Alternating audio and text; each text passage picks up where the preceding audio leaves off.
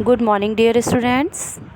बच्चों, कल हमने वाक का जो वाक चैप्टर था हमारा काव्य खंड का सेकंड चैप्टर वाक, जिसकी कवित्री जो थी वो लल्लत थी, उसका हमने फर्स्ट वाक और सेकंड वाक जो था उसकी व्याख्या जो थी वो हमने जान ली थी, उसकी व्याख्या को हमने सुन लिया था। आज हम वाक थर्ड और वाक फोर्थ की व्याख्या को जानेंगे, उसकी व्याख्या को हम समझेंगे। तो जो आपका जो थर्ड वाक है उसमें कवित्री ने तंत्र साधनाओं एवं ईश्वर प्राप्ति के लिए कई तरह के आडंबरों का विरोध करते हुए सहज मार्ग को अपनाने की प्रेरणा दी है। अर्थात जो हम ईश्वर प्राप्ति के लिए नई तंत्र विद्याएं, ये सब तंत्र साधनाओं का प्रयोग करते हैं, उनका जो है वो लल्लत ने विरोध किया है और कहा है कि ईश्वर जो है वो हमें सीधी रास्ता से ही, सहज रास्ता से ही, अर्थात सत्य मार्ग से ही प्राप्त होता है। थर्ड वाला हमारा जो वाक है वो ये है, आई सीधी राह से गई न सीधी राह, सुषुम सेतु पर खड़ी थी बीत गया दिन आह, जेव टटोली कौड़ी न पाई, माझी को दूं क्या उतराई। प्रस्तुत पद्य में कवित्री मनुष्य की मुक्ति के रास्ते को बताया है। कहा है कि जब हम मुक्ति के रास्ते को, जो हम बाहरी आडंबरों को अपनाते हैं मुक्ति के रास्ते को प्राप्त करने के लिए, वो सारे रास्ते जो हैं वो अच्छे नहीं हैं। कवित्री कहती है कि जिस परमात्मा ने सहज साधारण रूप से इस संसार में हमें भेजा था, अर्थात जब मैं परमात्मा के घर से आई थी तो मैं सत्य रूप में आई थी, अर्थात मैं सत्य के रास्ते पर आई थी।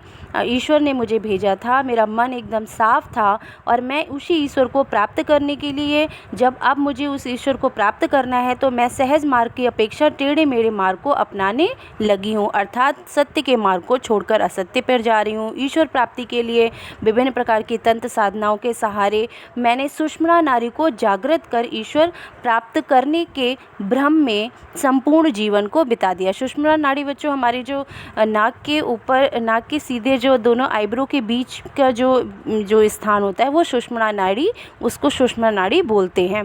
कहते हैं कि सुषुम्ना नाड़ी जो है, हम अपनी जब जागृत कर लेते हैं तो ईश्वर परमात्मा से हमारा जो है वो मिलन हो जाता है। तो वही कह रही है, वही जो है कवित्री कह रही है कि मैंने अपनी सुषुम्ना नाड़ी को जागृत कर परमात्मा को प्राप्त करने का प्रयास किया, लेकिन वो भी क्या हुआ, वो भी विफल रहा। अंततः जब संसार रूपी सागर में उतरने का समय आया, वो कह रही हैं कि अब जो था, जब मुझे लगा कि अब मैं अपने इस संसार रूपी सागर से, जब मेरा समय आ गया है कि इस संसार रूपी सागर से मैं पार हो जाऊँ, ईश्वर को प्राप्त करने जाऊँ, तो जब मैं उतरने का समय आया तो अब ईश्वर को देने के लिए, जेब टटोली कौड़ी न पाई, माझी को दूं क्या उतराई, ईश्वर को देने के लिए मेरे पास अब अच्छे कर्म रूपी पूंजी जो है वो नहीं है, अर्थात सत्कर्म रूपी पूंजी जो है वो नहीं है। क्योंकि जब हम कहीं पर जाते हैं, कहीं बस या कहीं नाव पर जाते हैं तो हमें बस का टिकट लेना पड़ता है, उसके लिए हमें पैसे देने पड़ते हैं। माझी भी जब हमें नाव से पार कराता है तो उसको भी हम पैसे देते हैं। तो जो ये ईश्वर जो है, जब ये हमें ये संसार रूपी सागर से हमें जो पार करा रहा है, तो इसको देने के लिए हमारे पास सत्कर्म होने चाहिए। तो ये कवित्री कह रही है कि जब मेरा अंतिम समय आया है, जब ईश्वर मुझे सागर से पार उतारने के लिए आए हैं, तो मेरे पास, जब मैंने अपनी जेब टटोला, अर्थात जब मैंने अपने पूरे जीवन के कर्मों को याद किया, तो मेरे पास सत्कर्म रूपी पूंजी जो थी वो बिल्कुल कुछ भी नहीं थी, मेरे पास सत्कर्म रूपी पूंजी थी ही नहीं।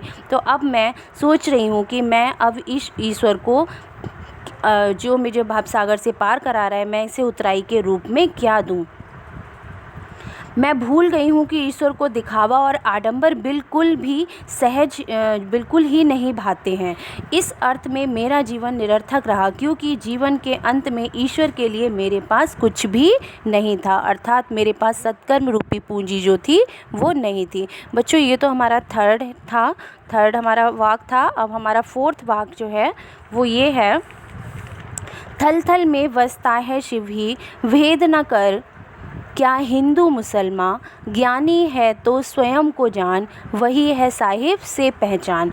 इसमें जो हमारा फोर्थ वाला वाक्य है, इसमें जो कवित्री ने बताया है कि ईश्वर जो है वो सर्वत्र विद्यमान है और उसे जो है वो ज्ञानी पुरुष ही, ज्ञानी मनुष्य ही पहचानते हैं। ईश्वर जो है वो सभी जगह विद्यमान है। जो हम हिंदू और मुसलमान का जो हमारे अंदर जो भेदभाव होता है, वो हमारे अंदर भेदभाव नहीं होना चाहिए। कवित्री ने अपने फोर्थ वाले वाक्य में यही हमें शिक्षा दी है।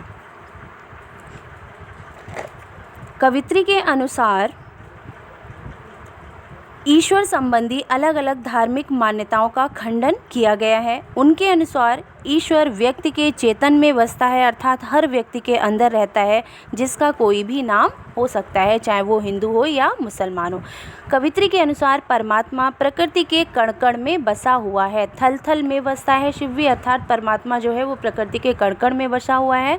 भेद न कर क्या हिंदू मुसलमान, ईश्वर तत्व मनुष्य में जीवन तत्व के रूप में विद्यमान है। हमारे हर व्यक्ति के अंदर ईश्वर जो है वो जीवन के रूप में विद्यमान है। ये जीवन तत्व ही चेतन है और चेतन ही क्या है, ईश्वर है। परंतु भिन्न भिन्न धार्मिक मान्यताएं हिंदू और मुसलमान के चेतन रूपी ईश्वर में अंतर करती हैं, अर्थात हम व्यक्ति लोग जो हैं वो एक दूसरे को हिंदू है, वो मुसलमान है, इस प्रकार की भेद भावना से हम लोग एक दूसरे से युक्त हैं और एक दूसरे के साथ गलत व्यवहार करते हैं। तो कवित्री ने उस गलत व्यवहार के लिए जो है वो हमें मना किया है और हमें सावधान किया है कि आप किसी के साथ अगर बुरा करते हैं तो आप ईश्वर के ही साथ बुरा करते हैं, क्योंकि हर व्यक्ति में ईश्वर विद्यमान है और वो ईश्वर जो है वो चेतना के रूप में, जीवन के रूप में विद्यमान है। कवित्री कहती है कि हे हिंदू, हे मुसलमान, तुम इस सर्वव्यापी ब्रह्म तत्व में भेद मत करो, अर्थात हम सर्वव्यापी जो ब्रह्म तत्व है इसमें हिंदू और मुसलमान का कोई भेद नहीं होना चाहिए और हमें ये भेद नहीं करना चाहिए। यदि तुम्हें वास्तव में, लिखा है ज्ञानी है तो स्वयं को जान, अगर तुम्हें वास्तव में ही ज्ञान प्राप्त करना है तो सबसे पहले अपने आप को पहचानो, अर्थात तुम में ही ईश्वर बसता है। तुम अपनी गलतियों को जानो, अपने आप को पहचानो, और जो व्यक्ति अपनी गलतियों को और अपनी शक्ति को, अपने ज्ञान को पहचान लेता है, और जिसका अपने आप से साक्षात्कार हो जाता है, वही सच्चे रूप में सच्चा ज्ञानी होता है। वही है साहिब से पहचान। और जब व्यक्ति स्वयं से उसका साक्षात्कार हो जाता है तो वह व्यक्ति स्वयं ही ईश्वर को खोज लेता है, तो और उसे अवश्य ही ईश्वर मिल जाता है। वह चेतन रूप में हमारे अंदर अंतर्निहित है, अर्थात ईश्वर जो है वो हमारे अंदर चेतना के रूप में निहित है। ईश्वर जो है वो सर्वव्यापी है। Thank you.